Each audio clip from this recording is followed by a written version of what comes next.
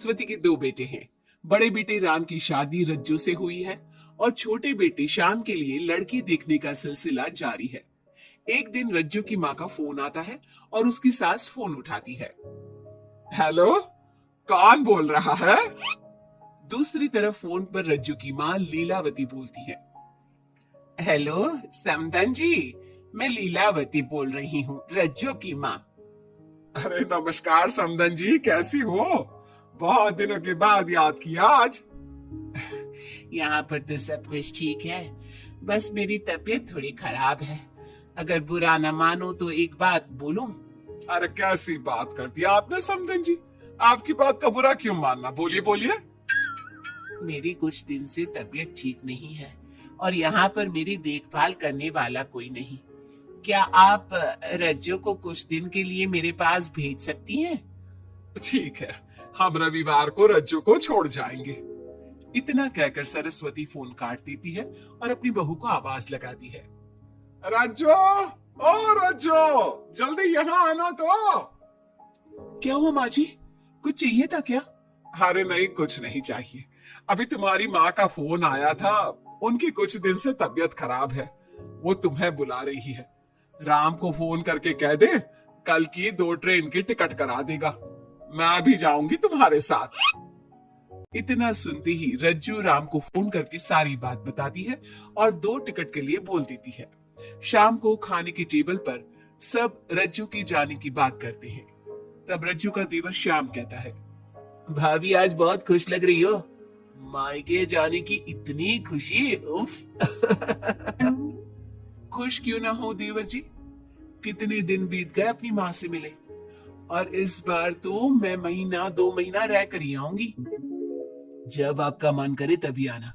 अच्छा एक बात तो बताओ, वहां से क्या लाओगी मेरे लिए? देवर जी कहो तो देवरानी ले आओ। वैसे भी सभी घर वाले चाहते हैं कि आपकी जल्दी से शादी हो जाए। श्याम शर्मा जाता है और चुप हो जाता है। इतने में राम कहता है, रज्जू तुमने जाने की सारी तैयारी तो कर ली है ना? कपड़े तो रख लिए ना? थोड़े गर्म कपड़े भी रख लेना, वहां ठंड होगी, और जल्दी आने की कोशिश करना। ठीक है, मैं जल्दी आने की कोशिश करूंगी बस। अगली सुबह दोनों जाने की तैयारी करने लगे। राम उन्हें स्टेशन छोड़कर घर वापस आता है। कुछ घंटों बाद रज्जू और सरस्वती गांव पहुंच जाते हैं। रज्जू अपनी माँ को देखकर बहुत खुश होती है। माँ, आप अपना बिल्कुल भी ध्यान नहीं रखती, कितनी कमजोर हो गई हैं आप। अब बेटा क्या ध्यान रखूं, उम्र भी तो हो गई है, ये बीमारियां तो लगी रहेगी। बहन जी आइए आइए बैठिए, मुझे बहुत अच्छा लगा कि आप भी यहाँ आई। अगले दिन सरस्वती अपने घर वापस जाने लगती है तो लीलावती से कहती है, बहन जी ध्यान रखना आप अपना, आपकी तबीयत ठीक हो जाए तो आप भी रज्जू के साथ आ जाना, रज्जू के बिना तो घर सूना सूना लगेगा। अब सरस्वती अपने घर आ गई और घर की सारी जिम्मेदारी भी उस पर आ गई। एक दिन वो कपड़े धोकर छत पर सुखाने जाती है। बाल्टी में से टपकता पानी सीढ़ियों को गीला कर देता है और नीचे उतरते समय रज्जू की सास यानी कि सरस्वती देवी का पैर फिसल जाता है और वो गिर जाती है। ओह, अरे मेरी माँ मर गई, मेरा पैर तो गया। लेकिन घर में कोई नहीं था। सरस्वती जैसे तैसे अपने आप को संभालती जाकर कुर्सी पर बैठती है। वो अपनी बहू के बारे में सोचती है, अगर रज्जू होती तो मुझे संभाल लेती और घर भी संभाल लेती। अब घर के काम कौन करेगा, मैं डॉक्टर के पास कैसे जाऊं, बहुत दर्द हो रहा है। जब राम और श्याम घर आते हैं तो अपनी माँ की ऐसी हालत देखकर वो जल्दी से डॉक्टर को बुलाते हैं। डॉक्टर सरस्वती के पैर पर पट्टी बांधता है और उसे आराम करने की सलाह देता है। राम कहता है, माँ आप बस आराम करो, मैं रज्जू को खबर कर देता हूँ, वो कल ही यहाँ आ जाएगी। अरे रहने देना बेटा, उसकी माँ की तबीयत ठीक नहीं है, कुछ दिन में वो खुद ही आ जाएगी, उसे परेशान मत कर।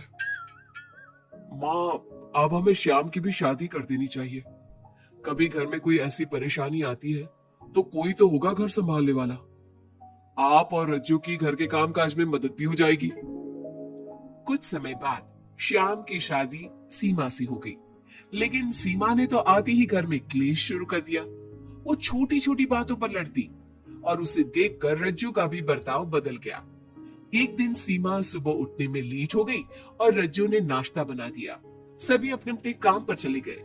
जैसे ही सीमा अपने कमरे से आई तो रज्जू ने कहा, तुम साफ सफाई कर लो, मैं कपड़े धोने जा रही हूँ, जल्दी काम हो जाएगा। रज्जू की बात सुनते ही सीमा आग बबूला हो गई और कहने लगी, आज मैं उठने में लेट क्या हो गई? आप मुझ पर हुक्म चलाने लगी।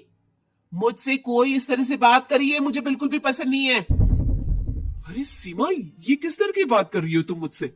मैंने कोई हुक्म नहीं दिया तुम्हें। मैं तो बस काम को जल्दी खत्म करने की बात कर रही हूँ।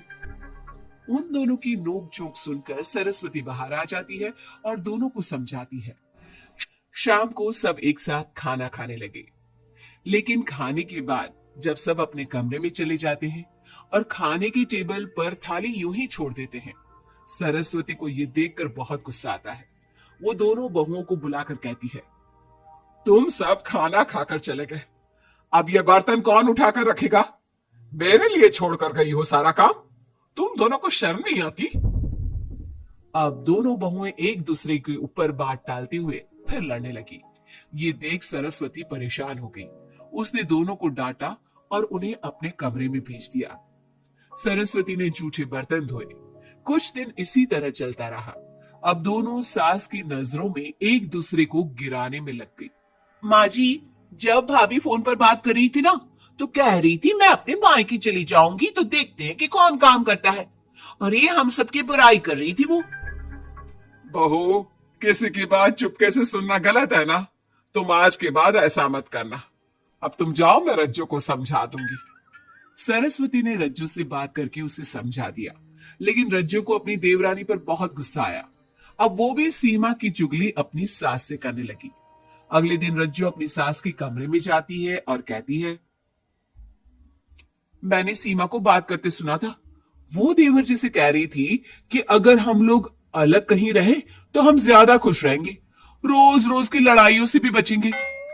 सरस्वती को इस बात पर गुस्सा तो बहुत आया, लेकिन उसने कुछ कहा नहीं। जब दोनों बहुओं को लगा कि सरस्वती उनकी बातों में नहीं आने वाली, तो उन्होंने रिश्तेदारों और पड़ोसियों से एक दूसरे की चुगली करना शुरू कर दिया। जब सरस्वती को यह बात पता चली तो उसने इनकी लड़ाई को शांत करने का उपाय निकाला। रज्जो, सीमा, यहां आओ दोनों। दोनों अपनी सास के पास आती हैं।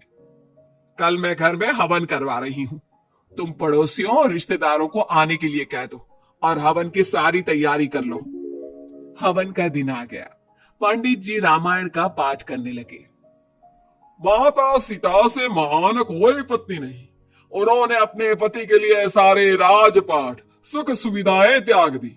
अगर कोई पत्नी अपने पति को परिवार से अलग होने को कहती है तो वो पाप की भागीदार होती है, और बेटों को भी मां से अलग नहीं होना चाहिए। सीमा पंडित जी की बात बहुत ध्यान से सुन रही थी और उनकी हां में हां मिला रही थी। ऐसे ही रामायण का पाठ अंतिम सीमा पर आ गया, जिसमें विभीषण के बारे में बताया गया था। अगर विभीषण अपने भाई का भेद न देता तो रावण का विनाश नामुमकिन था। पूजा खत्म होती ही सीमा बोल पड़ी, तभी तो मैं कहती हूँ परिवार में आपसी प्रेम होना बहुत जरूरी है, लेकिन मेरी सुनता कौन है इस घर में?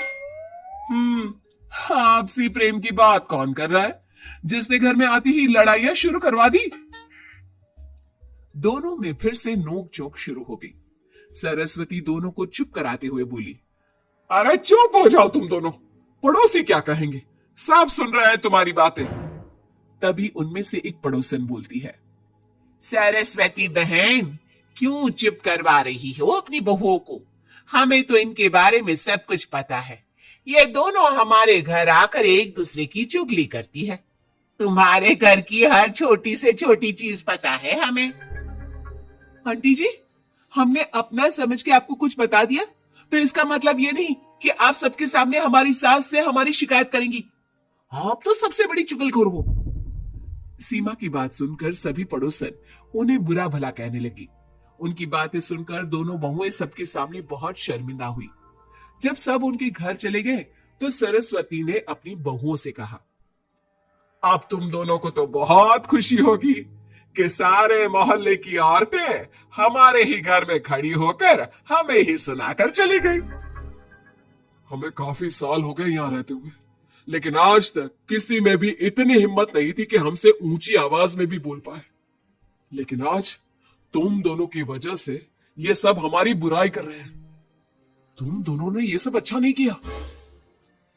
सीमा, तुम्हारे इस घर में आने से पहले हम सब बहुत प्यार से रहते थे, लेकिन ये सब लड़ाइयां तुम्हारे आने के बाद शुरू हुई है। आज के बाद तुमने घर में किसी से भी झगड़ा किया तो मैं तुम्हें तुम्हारे मायके छोड़ाऊंगा, समझी तुम? ये बात सुनकर सीमा रोने लगी और सबसे माफी मांगने लगी। पंडित जी भी ये सब देख रहे थे। उन्होंने सब कुछ शांत करवाया। कृपया आप सभी शांत हो जाइए, गुस्से से तो बात और बिगड़ जाएगी।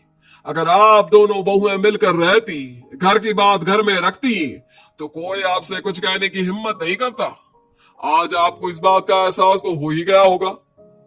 औरत ही तो होती है जो मकान को घर बनाती है। अब भी कुछ नहीं बिगड़ा, आप दोनों प्यार से रहो।